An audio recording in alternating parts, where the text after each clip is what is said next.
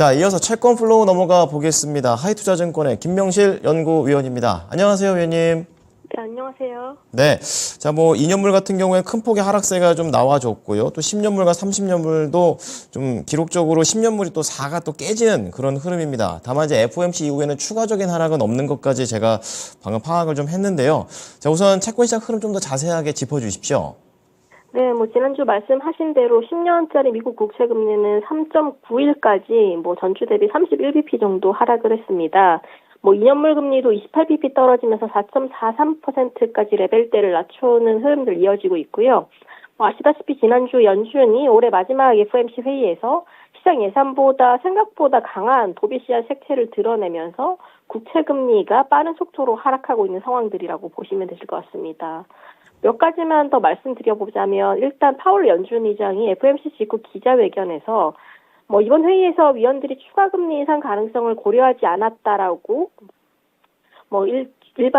일부 추가 인상 가능성을 제기했던 그런 기대감들을 이제 마무리 지었고요. 여기다가 추가적으로 많은 경제 지표가 정상으로 돌아오는 중이고 우리는 강하게 느껴지지 않지만 충분히 했다라고 하는 발언들을 이어지면서 사실상 올해 기준금리 인상에 대한 종료 가능성들을 내비쳤다라고 보시면 되실 것 같습니다.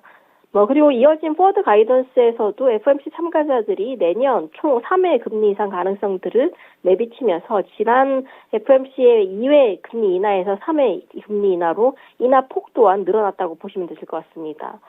이런 파월 의장과 연준 FOMC 결과로 인해서 미국 10년물 국채 금리는 한때 3.88%까지 급락을 했고요. 7월 말 이후로는 최저치를 기록을 했습니다. 2년물 금리도 4.28%까지 떨어지면서 지난 5월 말 이후 가장 낮은 수준을 나타내고 있습니다. 네. 자, 지금 그 파월 의장의 발언을 시장에서는 좋게 해석하면서 기대를 막 높이고 있는데, 윌리엄스 총재라든지 굴스비 총재 같은 경우에는 금리 인하에 대한 그런 기대를 너무 섣부르게 하지 말자라고 또 얘기를 해가지고 그 이후에 또 약간 더 매파적인 발언들도 나오고 있는 것 같아요. 그래서 좀 더 구체적으로 이 FOMC의 파월 의장의 발언에 대해서 분석이 좀 필요할 것 같고요. 내년의 전망 어떻게 하시는지 궁금합니다. 네, 일단 말씀하신 대로 지금 연준과 시장 간의 기대감은 약간 차별점이 있다고 보시면 되실 것 같습니다.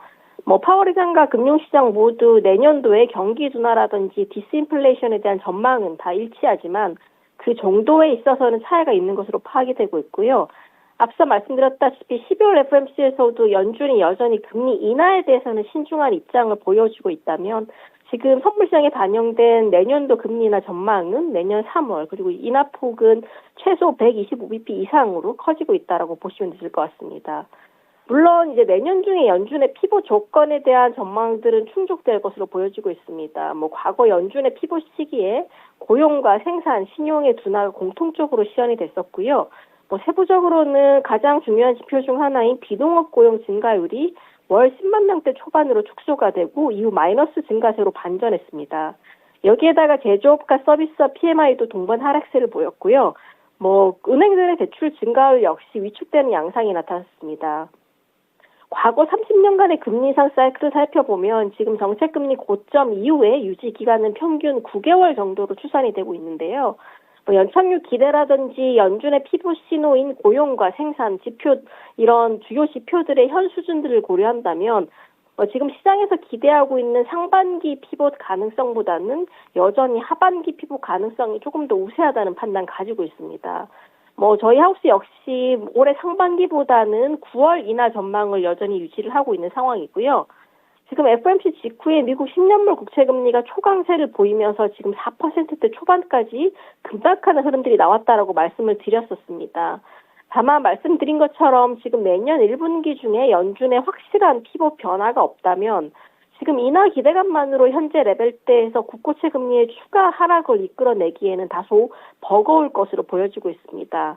노동시장이 둔화되고 있다는 것 자체는 이제 파월 의장의 발언처럼 금리 인상 사이클 종료로 인식될 수 있다라고 보여지고 있지만 여전히 낮은 실업률이라든지 수치적 관점에서의 고용이 명확하게 둔화되고 있다라고 평가하기에는 조금 어렵다라고 보고 있고요.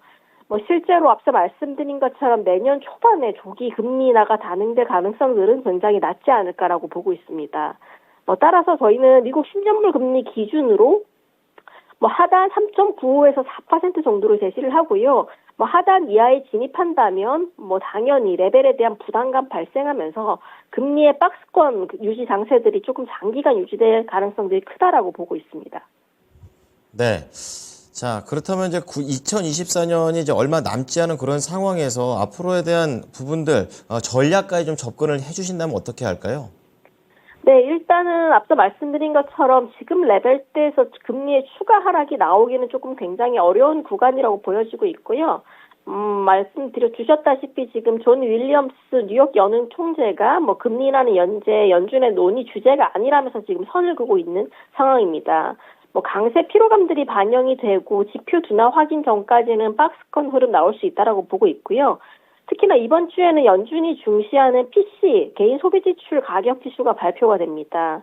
지금 11월달 PC 가격 지수가 전월 대비 0.1 그리고 YOY 기준으로 3.2% 상승한 것으로 추정이 되고 있는데요. 지금 10월 기록한 0.2 그리고 YOY 기준으로는 3.5% 상승보다는 낮지만 여전히 연준의 물가 목표치인 2%를 상당 부분 웃돌고 있습니다. 따라서 이제 PC 가격 지수 상승률이 예상보다 높다면 주 후반 속도 조절론과 더불어서 연준의 금리 인하에 대한 기대가 당연히 주춤해질 것으로 보여지고 있고요. 만약에 지금 예상과 다르게 상승률이 예상 범위를 벗어났거나 낮다면 내년도 조기 금리 인하 기대감은 조금 더 이어질 가능성들은 크다라고 보고 있습니다.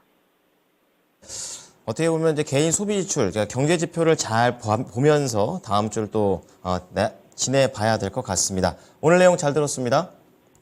네, 감사합니다. 네.